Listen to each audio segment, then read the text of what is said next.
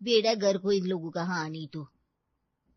अरे क्या हो गया रे सविता, क्यों गुब्बारे जैसा मुंह फुलाए हॉल फॉल बकती हुई आ रही है बाहर से? अरे क्या बताइए आंटी, ये तुम्हारे मोहल्ले की औरतें ना एक नंबर की चुगलखोर है। हाँ जानती हूँ मैं पुत्र, मैंने पूरी दुनिया देखी हुई है। आज कौन सी चुड़ैल बकवास कर रही थी? अरे वो चौड़े मुंह वाली, क्या नाम है उसका? चित्रा। हाय, वो तो चुगलखोरों की सरदारनी है। क्या बोली वो? कह रही थी तुम्हारी आंटी तो तुम्हारे पीछे तुम्हारी बुराई करती है। कहती सविता की चाय छी छी छी, ऐसा लगता है गटर का पानी उबल दिया हो। ये सुनकर रामकली के तन बदन में आग लग गई और वो उठ खड़ी हुई और चिल्लाई, ये चित्रा की तुम है? अरे पुत्र, मैंने पूरी दुनिया देखी है, आज मैं इसे दिन में तारे दिखा दूंगी। ये कहकर रामकली दरवाजे की तरफ भागी, लेकिन सविता ने अचानक उसे रोक लिया। अरे रे शांत हो जाओ राजमाता, इतना गुस्सा वो भी इस उम्र में ठीक नहीं है। वो तो बकवास करती रहती है, मैं थोड़ी ना उसका कोई यकीन कर रही हूँ। अब बैठो, मैं आपके लिए आपका पसंदीदा कड़क चाय बनाकर लाती। नहीं नहीं सविता, आज इस चित्रा का दिमाग ठिकाने लगाना ही पड़ेगा। आंटी काय को क्लेश करना चाहती है, छोड़ो ना ये सब, अब बैठो मैं चाय देती है। बड़ी मुश्किल से रामकली का गुस्सा शांत हुआ। फिर सविता ने उसे कड़क चाय लाकर दी। आहा, क्या चाय है, वाह सविता, तेरी इस चाय की तो मैं दीवानी हूँ। पुत्र, मैंने पूरी दुनिया देखी है, लेकिन ऐसी चाय नहीं देखी। क्या बिना आंटी? सविता की बनाई कड़क चाय और उसका मस्त अंदाज, यही दो चीजें थी जिन पर रामकली की दुनिया टिकी हुई थी। उम्र भले 65 की थी, लेकिन चाय का जोश 16 साल की लड़की जैसा। सविता चाय दे दे, सविता पत्ती ज्यादा डाल दे, सविता दूध कम कर दे, दिन भर यही चलता रहता। और मजे की बात ये थी कि सविता भी उसे ऐसे ही डांट कर जवाब देती जैसे दोनों जन्म जन्म की सहेलियां हो। सविता, तू ना होती तो मैं तो कब की भट्ठी में गल जाती। पुत्र, मैंने पूरी दुनिया देखी है, तेरे जैसी सेवा आज तक किसी ने ना की। अच्छा अच्छा आंटी, ज्यादा चापलूसी मत करो, बर्तन भी मांजने हैं मेरे को। दिन इसी प्यार नोक-झोंक में कटते जा रहे थे, मगर एक सुबह अचानक सविता बोली, आंटी मैं अपने गांव जा रही हूँ। ये सुनते ही रामकली के पैरों तले जमीन खिसक गई, उसके होठ कांप उठे। क्या? कहाँ जा रही है पुत्र? मैंने पूरी दुनिया देखी है, पर इतना बड़ा सदमा कभी नहीं खाया। अरे आंटी 2 हफ्ते में लौट आएगी ना, मेरी माँ बीमार है, जाना तो पड़ेगा। 2 हफ्ते चाय के बिना मैं क्या करूंगी? मुझे तो घबराहट होने लगी, किसी डॉक्टर को बुलाओ। अरे पागल आंटी, अब पैसे ड्रामा काहे को करती है? ड्रामा नहीं, मेलो ड्रामा कर रही थी रामकली, क्योंकि वो तो रामकली का शौक था। वो उठकर रोने लगी, पल्लू हवा में लहराया और पड़ोस तक आवाज पहुंची। मत जा सविता, पुत्र, इतनी तकलीफ मुझे तब भी नहीं हुई जब मेरे पति परलोक सिधार गए थे। आंटी भगवान के लिए बस करो, मैं जल्दी लौट आएगी। अंत में पूरा मोहल्ला तमाशा देखने जमा हो गया। सबने समझाया और आखिरकार भारी मन से सविता चली गई। अब क्या होगा मेरा? मैंने पूरी दुनिया देखी है, लेकिन बिना चाय के दुनिया बिल्कुल बेकार है। रामकली ने खुद चाय बनाने की कोशिश की। 5 मिनट में रसोई से धुआं निकला और उसने अपने हाथ को ऐसे झटका जैसे कोई बिच्छू डंक मार गया हो। तब तेरी की, अब क्या करूं? इस बुढ़ापे में चाय बनाऊंगी तो मेरी जवानी लानत देगी मुझे। अरे हाँ, ये मीना किस दिन काम आएगी, इसके घर चली जाती हूँ। मीना के घर वो कभी नहीं जाती थी, क्योंकि एक बार मीना ने उसकी चुन्नी को देखकर कह दिया था, ये रंग तो बुढ़ियों पर जचता नहीं। बस तब से कसम खा ली थी कि पैर नहीं रखेगी। पर हाय, चाय प्यार है और प्यार इंसान को हर सीमा पार करा देता है। रामकली पहुंच गई मीना के घर। मीना बहन, क्या हाल चाल पुत्र? मैंने पूरी दुनिया देखी है, पर तेरा जैसा सुगढ़ स्वभाव नहीं देखा। अरे रामकली, आज हवा किस दिशा से चली जो तुम इधर टपक पड़ी? बस मोहब्बत की हवा उड़ा लाई। नमस्ते आंटी, आइए बैठिए ना। मीना और गौरी दोनों ऐसे देख रही थी जैसे सामने कोई सरकारी अफसर निरीक्षण करने आ गया हो। रामकली मुस्कान ओवरलोड करके बैठ गई। बस ऐसे ही सोचा कि बहन के घर हो आऊं, कोई काम हो तो बता देना। पुत्र, माना पूरी दुनिया। ठीक है, चाय पियेंगी? हाँ हाँ बहन, क्या नहीं। चाय आई, ताजी और गर्मा गर्म। रामकली ने पहला घूंट लिया, फिर एक जोरदार चटकारा लिया, पर तभी उसने देखा गौरी का चेहरा। गौरी परेशान थी। क्या हुआ पुत्र? तेरी भौहें ऐसे क्यों सिकड़ी हुई है, जैसे किसी ने चावल की जगह रोटियां बनाने को बोल दिया हो? क्या बताऊँ आंटी, जेठानी के बच्चे बहुत शैतान है, मेरी चीजें उठा ले जाते, समझ में नहीं आता क्या करूं। ये बच्चे ऐसे ही होते, तू ध्यान मत दे। रामकली के चेहरे पर चालाकी चमकी। उसने हाथ हवा में लहराया और बोली, पुत्र, मैंने पूरी दुनिया देखी है, एक छोटा सा टोटका बताऊं, बड़ा काम का है। लो, शुरू हो गई फ्री की सलाहें। देखो, जब वो बच्चे सो जाए, उनके सिरहाने 1 लौंग और 2 इलायची एक साथ रख देना, और सुबह होते ही एक बार जोर से कह देना, शैतान की पूंछ आज मैंने बांध दी है। ये सच में काम करेगा? अरे मत मान उसकी बात, ये तो ऐसे ही बोलती है। क्या बहन? पुत्र, मैंने पूरी दुनिया। अरे हाँ हाँ, पता है, तूने पूरी दुनिया देखी है। रामकली चली गई। गौरी ने उसी रात टोटका किया। मीना खिंच गई, लेकिन गौरी को भरोसा था। अगले ही दिन शैतानी आधी हो चुकी थी। बच्चे बिना पूछे कुछ नहीं उठा रहे थे। मीना की आंखें फट गई, लेकिन गौरी तो खुशी से उछली जा रही थी। माँ जी देखो, बच्चे सुधर गए, रामकली आंटी का टोटका काम कर गया। अरे पागल, बड़ी बहू ने बच्चों को डांटा होगा, ये किसी टोटके वोटके से नहीं होता। अरे नहीं माँ जी, मैं तो आंटी की फैन बन गई हूँ, वो तो सच्ची में बहुत कुछ जानती है। अरे भगवान, तू तो सच में पगला गई। उस औरत की लंबी जीभ और उससे भी लंबी कहानियों में फंस मत। औरत ऐसी है कि हवा चले तो कह दे, देखा ये भी मैं बुला लाई। आप मानो न मानो, कोई बात नहीं, मैं तो मान गई। मीना के घर की चाय पीकर रामकली ऐसे ठाट में बाहर निकली जैसे किसी 5 स्टार होटल की ब्रेकफास्ट बुफे लूट कर आई हो। एक कप चाय के लिए मीना के घर जाना पड़ गया। अरे किस्मत, पर मानना पड़ेगा, उसकी बहू ने चाय बढ़िया बनाई। ऐसा स्वाद तो सविता भी कभी कभी बना पाती है। अब बहाना जल्दी ढूंढना पड़ेगा दोबारा चाय पीने का। चाय का मौका कभी हाथ से नहीं जाने देना चाहिए। इसी विचार में खोई वो आगे बढ़ रही थी कि अचानक मोहल्ले की एक औरत उससे टकरा गई। अरे रामकली, कहाँ गायब रहती हो आजकल? हाल कैसे है? हाल? अरे पुत्र, मैंने पूरी दुनिया देखी है, और दुनिया कहती है कि मैं आज कड़क मूड में हूँ। चाय पी लिया ना, इसलिए दिमाग नाच रहा है। बहुत बढ़िया, चलो अच्छा है, खुश तो दिख रही हो। रामकली अभी मजाक के मूड में ही थी कि उसकी नजर सड़क पर पड़ी। गौरी का पति रजत ऑफिस से लौट रहा था। फोन कान पर लगा था और चेहरे पर झुंझलाहट थी।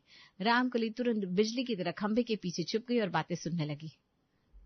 यार, मेरी पत्नी बोलती बहुत है, थोड़ा चुप रहे तो दिमाग शांत रहे। रोज रोज की खटर पटर से एकदम थक गया हूँ। मैंने पूरी दुनिया देखी है, मर जात बस यही रोना रोते हैं। रजत फोन रखकर घर में चला गया और वो भी अपने घर लौट गई। अगले दिन सुबह सुबह रामकली ने मीना की करारी आवाज सुनी। वो चिल्ला रही थी, गौरी, फिर वही बात, कब सुधरेगी तू? तेरे समझ में कुछ क्यों नहीं आता? दिमाग मायके में छोड़ आई है क्या? रामकली के कान खड़े हो गए। चुगली सेंसर ऑन हो गया था। थोड़ी देर में मीना गुस्से में फुफकारती हुई बाहर निकली और कहीं चली गई। ये अच्छा मौका देखकर रामकली गौरी के घर की ओर बढ़ गई। अरे गौरी बिटिया, क्या हुआ? सास ने नाक में दम कर दिया क्या? गौरी का दिमाग इतना दौड़ नहीं सकता था कि अभी अभी जो झगड़ा मोहल्ले ने सुना वही बात रामकली कैसे जानती है। वो समझी रामकली तो अंतर्यामी है। आपको कैसे पता चला? पुत्र, मैंने पूरी दुनिया देखी है, चेहरा पढ़ना मेरे बाएं हाथ का खेल है।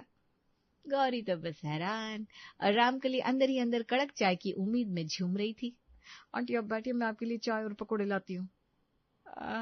मेरा आना सफल हो गया। पकौड़े आए, चाय आई, रामकली की आंखें चमक उठी और अब बातचीत शुरू हुई। अब बता भी दे पुत्र, असली परेशानी क्या है? आंटी, मेरी ननद प्रगति, उसके चक्कर में डांट मुझे पड़ती है। उसे कोई लड़का पसंद नहीं आता, हर लड़की में कमी निकाल देती है, और फिर उसका सारा गुस्सा सासू माँ मुझ पर निकालती है। पुत्र, आज शाम तू स्टार कैफे जा। क्यों?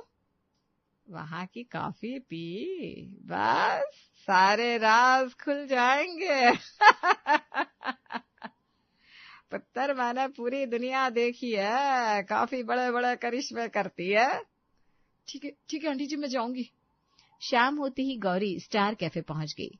कॉफी लेकर बैठी थी कि उसकी नजर कोने के टेबल पर पड़ी। वहां प्रगति मौजूद थी और उसके सामने एक लड़का। दोनों धीमी धीमी आवाज में बातें कर रहे थे। मैं मम्मी से कैसे कहूँ, वो तो लव मैरिज का नाम सुनते ही चक्कर खा जाएंगी। तो अपनी भाभी से कहो ना, वो मान जाएगी तो आधा काम आसान है। वो मुझे पसंद ही नहीं करती।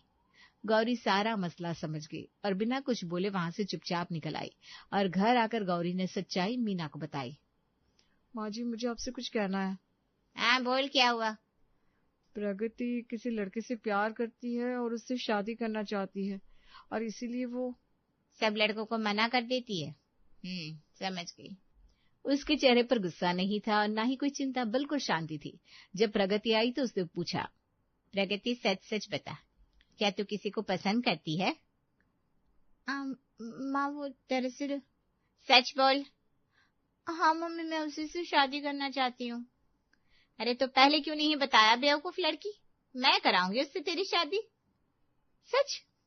मुझ मेरी बच्ची। कुछ ही दिनों में रिश्ता पक्का हो गया और शादी की तारीख भी। और फिर मीना ने गौरी पर चिल्लाना बंद कर दिया। पूरा घर सुकून में था। गौरी तो फूली नहीं समा रही थी। सवेरे सवेरे वो प्लेट में ढेर सारे पकौड़े और चाय लेकर रामकली के घर पहुंची। आंटी जी, आपके कारण सब ठीक हो गया, ये लीजिए आपकी चाय और नाश्ता। पुत्र, मैंने पूरी दुनिया देखी है।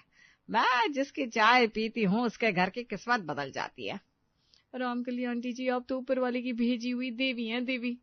और इस देवी को पहले से पता था कि तेरी ननद का चक्कर चल रहा है। गौरी का घर अब रामकली के लिए किसी होटल जैसा बन चुका था। चाय, पकौड़े, नाश्ता, सेवा में कोई कमी नहीं। असल बात ये थी कि गौरी को अभी तक ये समझ में ही नहीं आया था कि रामकली कोई पहुंची हुई महात्मा नहीं, बल्कि बस एक चालाक औरत है। आंटी जी, ये रही आपकी अदरक वाली चाय, एकदम कड़क, जैसे आपको पसंद है। और आज खिचड़ी बनाई है, वो भी आपको भेज दूंगी। पुत्र, मैंने पूरी दुनिया देखी है, पर तेरे जैसे भक्त कम ही मिले हैं। अच्छा है, पर मेरी बहू बनती तो बढ़िया होता। अरे आंटी, आप भी ना बहुत मजाक करती हैं। आप बैठी, मैं खाना ले आती हूँ। इसी बीच गौरी ने एक दिन देखा कि रजत का मूड बहुत खराब था। वो ऑफिस से लौटा, जूते इधर फेंके, बैग उधर, और बिना कुछ बोले सोफे पर पसर गया। क्या हुआ, तबीयत खराब है क्या? कोई दिक्कत है क्या? ऑफिस में कुछ हुआ क्या? अरे कुछ नहीं, रहने दो ना, बात ही नहीं करनी। गौरी का दिमाग घंटे की तरह बज उठा और वो उसी समय रामकली की शरण में पहुंच गई। आंटी बचा लीजिए, मेरे पति बहुत उदास है, कुछ बोलते भी नहीं, मुस्कुराते भी नहीं। मुझे लगता है बड़ी बलाएं सिर पर मंडरा रही है, कोई इलाज बताइए। अरे पुत्र, मैंने पूरी दुनिया देखी है। तू बस एक दिन मौन व्रत रख ले और उसके बाद भी कम बोलना, ज्यादा मत बोलना, सब ठीक हो जाएगा। मौन व्रत? ये तो बड़ा मुश्किल उपाय है आंटी। मुश्किल नहीं है पुत्र, बहुत मुश्किल है, पर तू कर लेगी तो सब चंगा हो जाएगा। अगले दिन गौरी ने सचमुच मौन व्रत रख लिया। रजत ऑफिस से घर लौटा तो घर की शांति सुनकर वो चौंक गया। आज घर में कोई आवाज नहीं। गौरी, तुम ठीक तो हो? गौरी ने सिर्फ मुस्कुराकर हाथ जोड़े। रजत ने जूते उतारे। कोई जूते यहाँ मत फेंको, बैग वहां क्यों रखा, बैग ठीक से रखो। नहीं, डिनर पर बैठा तू भी पूरी शांति। कमाल हो गया। रजत का मूड ऐसे खिल गया जैसे रात की रानी का फूल। चलो आज हम बाहर डिनर करने चलते हैं, काफी दिन हो गए कहीं गए नहीं ना। गौरी खुशी से तालियां बजाने लगी। दोनों डिनर पर गए और जब डिनर करके लौटे तो गौरी का चेहरा तो फूल की तरह खिला हुआ था। वो सीधी रामकली के दरवाजे पर पहुंची, हाथ में चाय और खाने की थाली। आंटी, आपका उपाय चमत्कार कर गया, मेरे पति तो खुश होकर बाहर ले गए। ये लीजिए आपकी पसंद की चाय और खाना भी लाई हूँ आज। पुत्र, मैंने पूरी दुनिया देखी है, मेरे उपाय कभी खाली नहीं जाते। जाओ बच्चा, खुश रहो। जैसे ही गौरी गई, रामकली ने चाय की चुस्की ली और पेट पकड़कर हंसी। अरे ओ रामकली, तू तो कमाल कर रही है, कुछ भी बोल दे ये मान लेती है, जैसे तू कोई पहुंची हुई साध्वी हो। वारी किस्मत रामकली, तूने पूरी दुनिया देखी है, पर ऐसी भोली भाली भक्त नहीं देखी। तभी उसे अपनी प्यारी सविता की याद आई। उसने उसे फोन लगाया।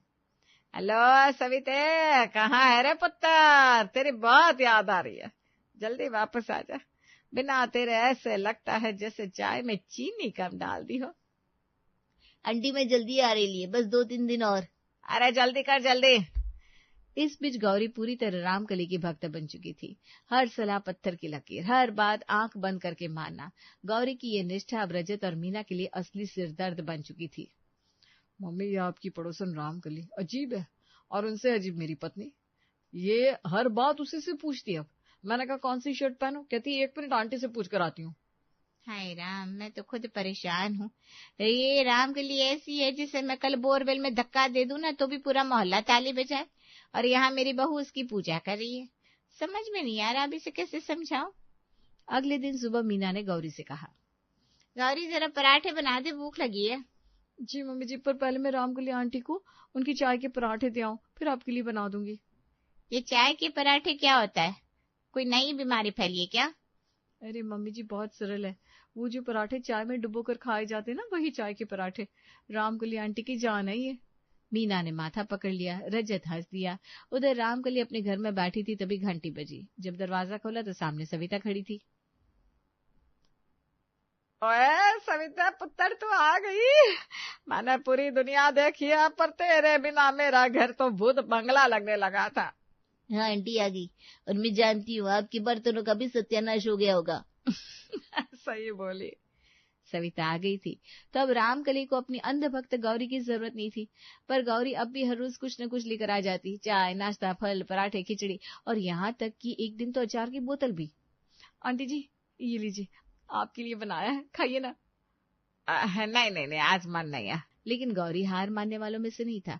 उसे लगता था भक्त का कर्तव्य है गुरुजी को खिलाते रहो, चाहे गुरुजी भागे या भगाए। एक दिन आखिरकार रामकली का सब्र टूट गया। दरवाजा खोला, देखा फिर गौरी खड़ी है थाली लेकर। रामकली का पारा चढ़ गया। अरे यार गौरी, तू तो पीछे ही पड़ गई है बिल्कुल। उंगली क्या पकड़ा दी थी, तू तो पोछा पकड़कर लटक गई। तुझमें गैरत नहीं है क्या? कब से इग्नोर कर रही हूँ, फिर भी लगी पड़ी है। पुत्र, मैंने पूरी दुनिया देखी है, पर तेरे जैसा चिपकू भक्त जन मैंने नहीं देखा। गौरी का मुंह लटक गया और बड़ी मुश्किल से बोली, आंटी, मैं तो बस आपकी भक्त बनना चाहती थी। अरे जाओ अभी यहाँ से, भक्त भक्त नहीं चाहिए। और भगवान तुम्हारा भला करे, और मेरा भी। जाओ यहाँ से, दफा हो जाओ। गौरी भाभी, आप इसे ज्यादा दिल पर मत लो। ये आंटी चाय के लिए कुछ भी कर लेती है। इनकी बातें दिल पर नहीं, सिर के ऊपर से जाने दीजिए। जाइए, घर जाइए। गौरी की आंखों से आंसू टपक पड़े। धीरे धीरे वो वहां से लौट गई। घर पहुंची तो उसकी आंखें लाल थी। मीना और रजत ने एक नजर में समझ लिया कि आज रामकली का असली रंग दिखाई दे गया है। चलो, आखिरकार समझ में तो आया कि रामकली की असलियत क्या है। अब तो मेरे लिए पराठे बना देगी ना? हाँ, रामकली आंटी ने कुछ भी गलत किया हो, लेकिन इसका बोलना कम करवा दिया, ये बहुत अच्छा किया। गौरी ने गला साफ किया, आंसू पोंछे और चुपचाप किचन में चली गई। पीछे से मीना और रजत हंस रहे थे।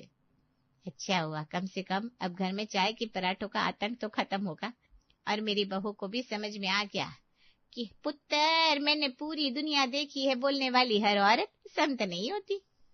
पुत्र ने भी तो दुनिया देख ली ना माँ। किचन में गौरी पराठे सेक रही थी। हल्के से मुस्कुराई और सोचा, मम्मी जी और ये सही तो कह रहे हैं, मैं ही समझ नहीं पाई। पर चलो, अंत भला तो सब भला।